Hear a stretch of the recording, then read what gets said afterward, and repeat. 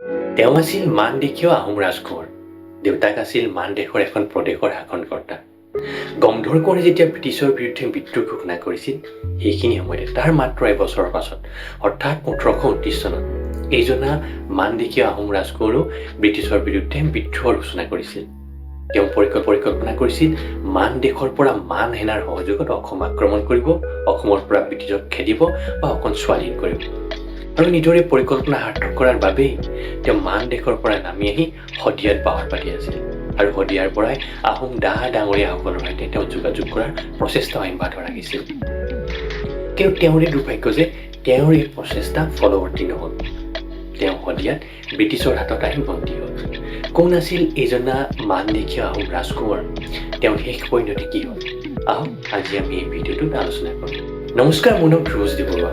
আজি আলোচনা কৰিব বিচাৰিছোঁ অসম বুৰঞ্জীত বিশেষ ঠাই নোপোৱা বা অসমে সম্পূৰ্ণৰূপে পাহৰি যোৱা এজন মানদেশীয় বিপ্লৱী আহোম ৰাজকোঁৱৰৰ বিষয়ে, যিজনৰ বিষয়ে অসম বুৰঞ্জী বা ইতিহাস সম্পৰ্কীয় লিখা মেলা বা কোনো ধৰণৰ বিদ্যায়তনিক আলোচনাটো বিশেষ চৰ্চা নহয়, বা যিজনক আনকি নালাগে আহোম জনগোষ্ঠীয় দল সংগঠনসমূহেও সম্পূৰ্ণৰূপে পাহৰি গ'ল।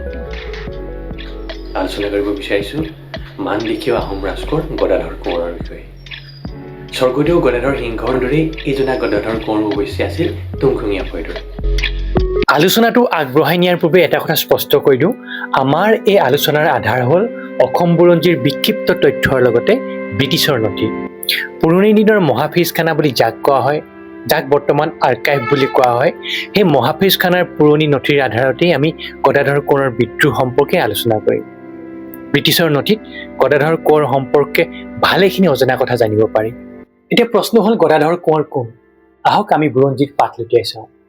অসম বুৰঞ্জী অনুসৰি 1821 চনত মান সেনাপতি মিংগি মাহা তিলুৱাই স্বৰ্গদেউ যোগেশ্বৰ সিংহক ৰজা পাতি থৈ গৈছিল। আৰু স্বৰ্গদেউ যোগেশ্বৰ সিংহৰ কৃতজ্ঞতাৰ চিনস্বৰূপে নিজ বংশৰে ধতুৱা গোহাঁইৰ জীয়েক তৰাৱতী আইদেউক মান ৰজালৈ বিয়া দিছিল। মান দেশত তৰাৱতী আইদেউৰ হৈ পৰিছিল আটন মিংগি তিমিনি বৰকোঁৱৰ।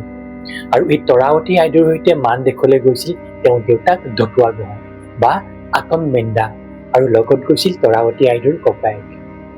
এই তৰাৱতী আইদেউৰ ককায়েকেই হ'ল আমি আলোচনা কৰিব বিচৰা মানদেশীয় আহোম ৰাজকোঁৱৰ গদাধৰ কোঁৱৰ। যিহেতু আমাৰ আলোচনাটোৰ মূল আধাৰে হ'ল ব্ৰিটিছৰ নথি, আহক ব্ৰিটিছৰ নথিত গদাধৰ কোঁৱৰ সম্পৰ্কে কি কথা লিখা আছে তাক অলপ আলোচনা কৰি লওঁ।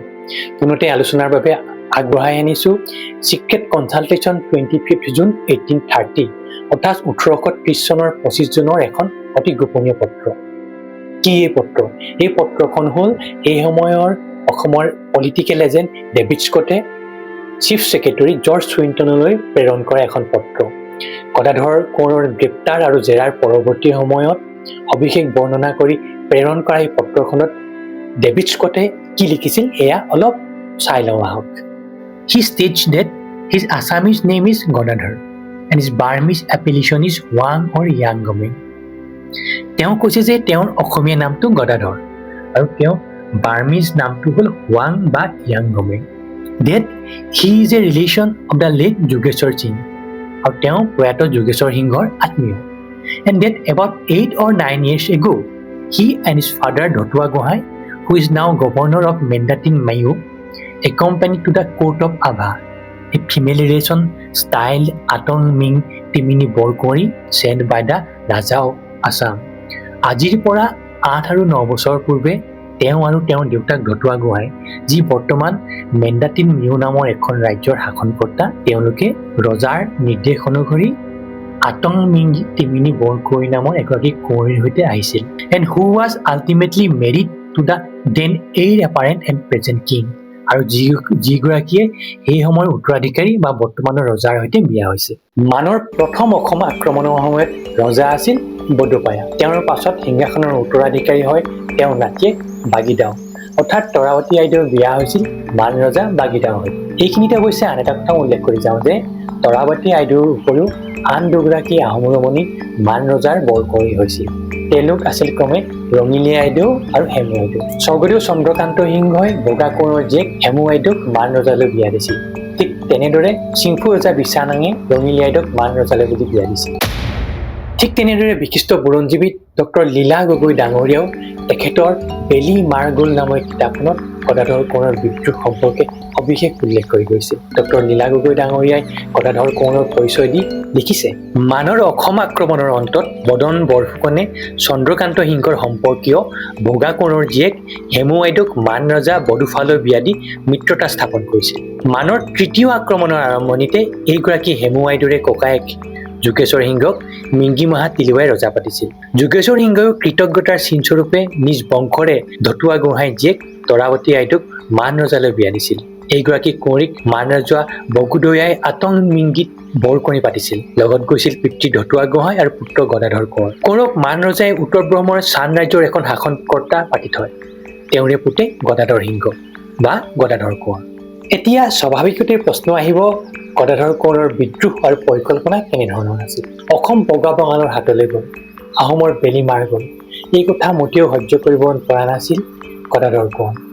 তেওঁ মনে প্ৰাণে বিচাৰিছিল যে অসমত পুনৰ আহোম সাম্ৰাজ্য প্ৰতিষ্ঠা কৰা হওক। একেই মনোভাৱ তেওঁৰ ভনীয়েক তৰাৱতী আইদেউৰ।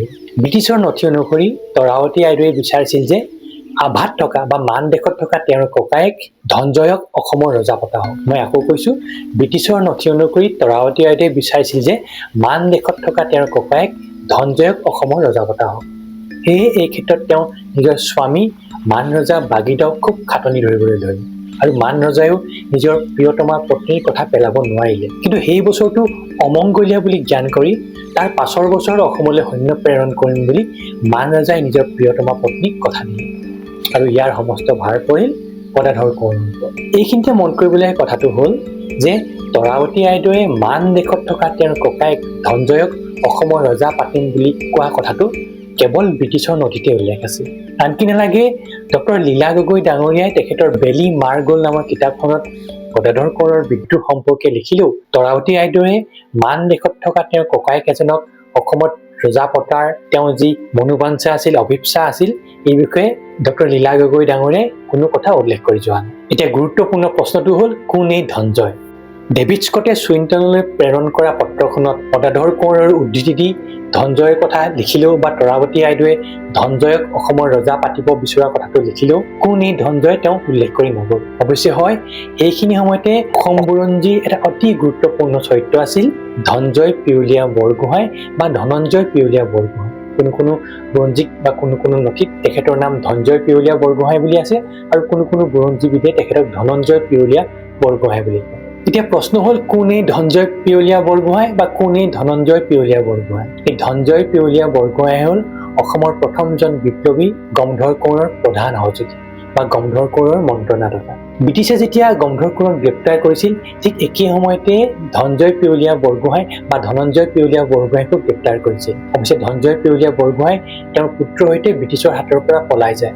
পলাই গৈ তেওঁলোকে মটক ৰাজ্যত প্ৰৱেশ কৰে আৰু মটক ৰাজ্যৰ পৰা তেওঁলোকে গৈ নগালেণ্ড গৈ উপস্থিত হৈছিল। অৱশ্যে ধনঞ্জয় পিয়লীয়া বৰগোহাঁই মান দেশত গৈ উপস্থিত হৈছিল নে নাই এই কথা বুৰঞ্জী নিমাত। গতিকে ব্ৰিটিছৰ নথিত উল্লেখ থকা বা তৰাৱতী আইদেউৱে ৰজা পাতিব বিচৰা ধনঞ্জয়জন এজন ধনঞ্জয় পিয়লীয়া বৰগোহাঁই নে অন্য কোনো এজন ব্যক্তি, এই কথা সঠিকভাৱে ক'ব নোৱাৰি। এয়া এটা সাঁথৰ হৈ ৰ'ল। পুনৰ আহিছোঁ আমাৰ আলোচনাৰ মূল নায়ক গদাধৰ কোঁৱৰৰ প্ৰসংগলৈ। বুকুত বিদ্ৰোহৰ অগনি লৈ গদাধৰ কোঁৱৰ মান দেশৰ পৰা অসমলৈ নামি আহিল। আহি তেওঁ শদিয়াত বাহৰ পাতিলে। এতিয়া আকৌ প্ৰশ্ন উঠিব, কিয় গদাধৰ কোঁৱৰে শদিয়াত বাহৰ পাতিল? কিয় তেওঁ শিৱসাগৰ নাহিল? কিয় তেওঁ যোৰহাট নাহিল? আচলতে সেই সময়ত শদিয়া আছিল ব্ৰিটিছৰ সামৰিক বা প্ৰশাসনিক প্ৰাণকেন্দ্ৰ।